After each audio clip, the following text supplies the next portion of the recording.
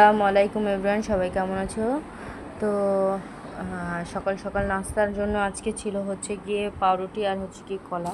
বড় ছেলেটার শরীর বেশি একটা ভালো না, অসুস্থ, তো সে কলা রুটি খাবে, তাই কলা রুটি নিয়ে আসলাম। আর আজকে ভিডিও আপলোড দিব কখন জানি না, কারণ এখন আমাদের বাসায় কারেন্ট আসেনি। আমি যখন ভিডিও করছিলাম তখন প্রায় 10টা বাজে।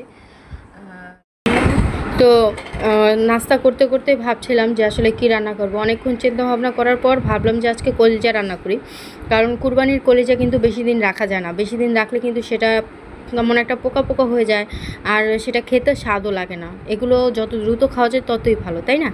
তো একটু কলিজা ভুনা করলাম, ঝোলও বেশি রাখিনি, আবার একবারে ভুনাও খুব ভুনা যে করেছি তাও না, কারণ বাচ্চারা খাবে সেই আন্দাজে আসলে রান্না করেছি। আর রান্নাটা বেশি একটা বড় করলাম না, কারণ একটু বাইরে যাব। ওয়েদারটা খুবই ভালো ছিল, আর আলিফের আজকে মাদ্রাসাটা বন্ধ ছিল, তো মাদ্রাসা বন্ধ থাকার কারণে একটু বাইরে গেলাম, কারণ কিছু শপিং করার ছিল। ওয়েদারটাও খুব ভালো ছিল, বৃষ্টি বৃষ্টি ছিল না। আর এখন তো মেঘলা মেঘলা ওয়েদার, এই বৃষ্টি, এই তুফান, এই ঝড়, মানে কখন কি হচ্ছে কিছুই বোঝা যাচ্ছে না। হঠাৎ বিকট গরম লাগছে, আবার এই বৃষ্টি শুরু হয়ে যাচ্ছে, কালো অন্ধকারে মেঘে ঢেকে যাচ্ছে আকাশটা।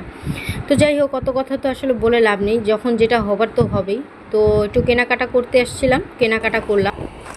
দুধ বসিয়ে দিয়েছি, দুধ বলক এসে পড়ছে, এখন শুধু সেমাইটা দিয়ে দিব। যে সেমাইটা একটু ভেজে রাখছিলাম, ঘিয়ে এই সেমাইটা এখন আস্তে আস্তে দিয়ে দিব।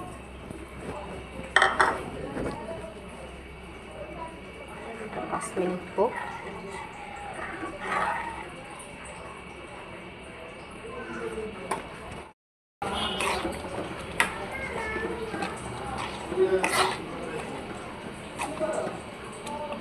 হয়ে গেছে, এখন বাদাম দিয়ে দিব।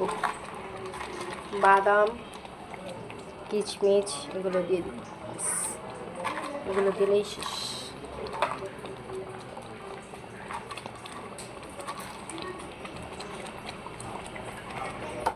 দুধ সেমাই রান্না করা দারুণ মজার হয়েছে আজকে দুধ সেমাইটা। এইগুলো মনে হচ্ছে আমি একাই খেতে পারবো। ইয়া দাও নাই, আমার বেশ বেশি একটা ভালো না, তাই আমি বলেছি আমাকে মেহেন্দি দিছি। তুমি কি দিবা? কি মেহেন্দি দিছে? ও আল্লাহ, নিহারে মেহেন্দি দিতে দেখলে আমারে তো দিল না, আমারে তো দিল না। ইয়ামিন ছড়ো না না।